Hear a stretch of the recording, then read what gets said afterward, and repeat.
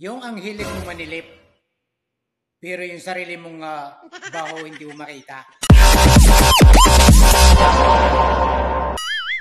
Tama naman ang sinabi ni Sara Inday Duterte.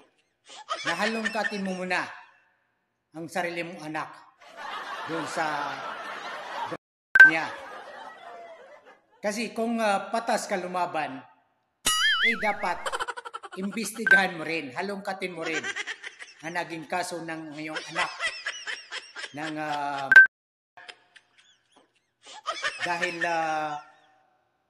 biglang naglaho o nawala yung kaso niya dahil siyempre kayo yung nakaupo, gagawa niyo ng paraan.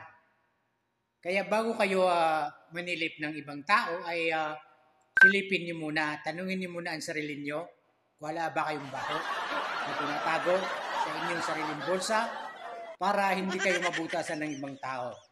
Ganyan po, patas po. Tama si Inday Sara na halungkatin mo muna ang